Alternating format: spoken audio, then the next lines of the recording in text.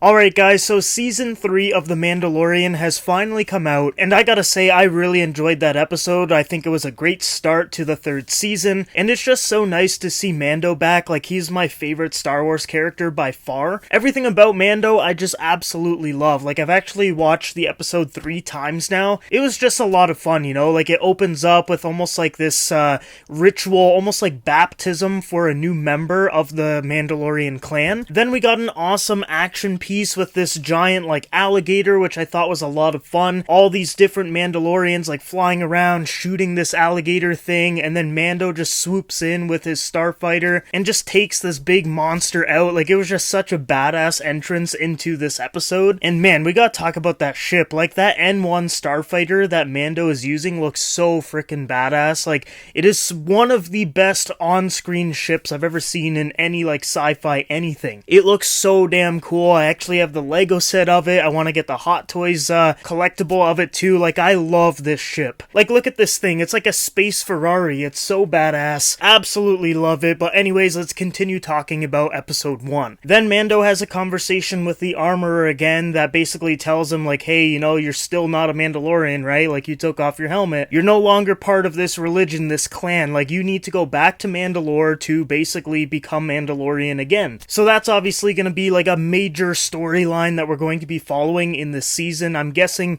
he's probably going to get there maybe halfway through the season, and then there might be like this big civil war with different factions of Mandalorians, and I think that's going to be awesome. One thing I really want to see is another flashback to the Night of 1,000 Tears and just see, you know, all of that stuff that happened in a little bit more detail than we saw before in, I think, season 2's flashback. And I really want to see a flashback that has a mythosaur in it. That would be a truly epic scene, and I'm assuming that we will get it at some point. But yeah, basically Mando has to go back to his homeworld in order to become a part of his clan again. Then he goes off to Navarro and sees Grief Karga, which I thought was really awesome. They had some really good dialogue. He's telling him like, hey man, like, stop being a bounty hunter, just be a sheriff here, you'll get paid well, I'll give you a home, you and Grogu can just basically relax. And Mando obviously doesn't want that. He wants to be part of his clan, part of his family again, and he wants to go back to Mandalore with IG-11. Now, there's some IG-11 pieces from when he exploded back in season 1 that they have basically put together with an actual statue in Navarro, basically to almost like pay their respect to IG-11. So Mando's like, let's take these parts and put them back together, and then I can go back to Mandalore. And it obviously doesn't happen like that. He fixes it up, and then it goes like full Terminator mode, which I thought was really creepy and awesome at the same time. He's going after Grogu. He reverted back to his old programming, so he's like, I gotta kill the asset, which is Grogu. Now, one thing I was a little bit confused about was like, Mando knows how to repair droids. I don't know, I might have forgot if he has done that in the past or not. Let me know down below in the comments, but I just thought it was a little bit weird. I was like, wait, you know how to repair droids? Especially ones that are like really damaged? I was just a little bit confused. But anyways, they have to destroy IG-11 again, but then Mando still wants to repair him, so then they go to, I think they're called Aurelians or Azelians or something. They're basically like Babu Frick mechanic type aliens that are apparently going to fix IG-11 for Mando. Those characters are so funny. They're so cute. Grogu actually grabs one and starts like hugging him, which I thought was really funny. Then we got pirates in this episode, which I thought was really awesome too. Like, I love the pirate characters in Star Wars. They're just really interesting. And I think those pirate characters are going to stick around for the whole season. Like, I think they're just constantly going to want to go after Mando and just pop up here and there, and then maybe they'll end up working together or something by the end. I'm not really sure. But I just love the inclusion of the pirates. They're just really cool characters that Mando has to go up against. We got to see their leader too, which I thought was pretty cool, even though he kind of looked like Swamp Thing. And I didn't think the mouth movements were all that great on that character too. Like, it literally just looked like the mouth was just opening and closing, and it wasn't